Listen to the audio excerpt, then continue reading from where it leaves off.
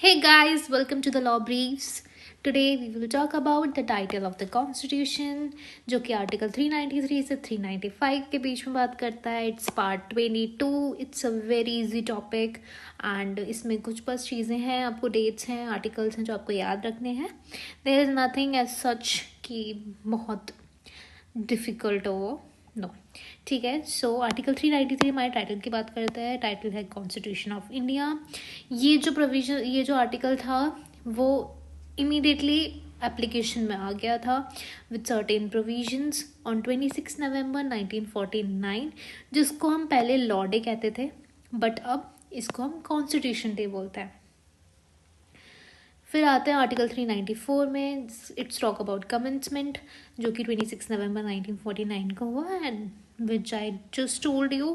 And जो उसके साथ फ्यू प्रोविजंस इनटू फोर्स आए थे वो हैं आर्टिकल 5, 6, 7, 8, 9 जो कि सिटीजनशिप से रिलेटेड है. And article 60, 324, 366, 367, 392, 393 these all are related with election commission. ये भी इनटू फोर्स आ गए थे उसी वक्त. और सर्टेन आर्टिकल्स जैसे 379, 380, 388, 391 हैज़ बीन रिपील्ड. मतलब ये आ तो 26 नवंबर 1949 को ये भी आए थे बट अब ये रिपील हो चुके हैं. ठीक है. उसके बाद हम कॉन्स्टिट्यूएंट असेंबली की बात करते हैं. Like what is constituent assembly. Constituent assembly जो होती है जिसको हम प्रोविजनल पार्लियामेंट भी बोलते हैं या फिर टेम्पररी पार्लियामेंट भी बोलते हैं. इसकी ड्यूटीज़ होती हैं to frame a new constitution, to frame different kinds of committees. ठीक है. मतलब कॉन्स्टिट्यूशन को फ्रेम करना, ठीक है, और डिफरेंट काइंड्स ऑफ कमिटीज़ जो थी वो बनाना कॉन्स्टिट्यूएंट असेंबली का काम था. ठीक है. ये तब आई थी मतलब जब कॉन्स्टिट्यूशन नहीं बना था. ठीक है. तो मतलब it was frame to make a constitution. ठीक है. और जैसे ड्राफ्टिंग कमेटी थी तो उसके चेयरमैन थे बी आर अम्बेडकर. ठीक है. पहली मीटिंग जो कॉन्स्टिट्यूएंट असेंबली की हुई थी वो हुई थी 9 दिसंबर 1946 में. एंड लास्ट मीटिंग जो थी वो थी 24 जनवरी 1950. ओके. एंड 26 जनवरी 1950 हमारा रिपब्लिक डे था. ठीक है.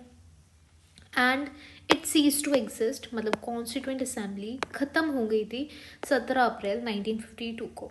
ठीक है. और first elected parliament with 2 houses जो अब है हमारी वो आई 1 मई 1952 को. ओके. मतलब ये सब चीज़ आपको याद ही करनी पड़ेंगी. Okay. And 26 January 1950 day he Republic day क्यों हुआ? क्योंकि पूर्ण स्वराज डिक्लेयर्ड किया गया था 1930 में, इसलिए हमने ये डेट चूज़ की थी एज अ रिपब्लिक डे. उसके बाद आता है आर्टिकल 394A में जो कि 58 अमेंडमेंट एक्ट के थ्रू ऐड किया गया है. उसके बाद authoritative text in Hindi language के बारे में ये बात करता है. मतलब कि प्रेसिडेंट ने कहा कि जो भी हमारा अमेंडमेंट्स हैं और जो भी हमारे ट्रांसलेशन है कॉन्स्टिट्यूशन का उसको हम हिंदी लैंग्वेज में करते हैं sign by members of the constituent assembly. And जो ट्रांसलेशन है हर अमेंडमेंट का जो हिंदी में है वो इंग्लिश में करते हैं. सिंपल सी बात है. ठीक है. एंड जो इंडियन कॉन्स्टिट्यूशन है वो ब्रेल स्क्रिप्ट में फर्स्ट टाइम हुआ था पब्लिश 26 नवंबर 2018 में. ठीक है. बाय द हेल्प ऑफ सवियन Buddhist association for blind Shri Swagat Thorat.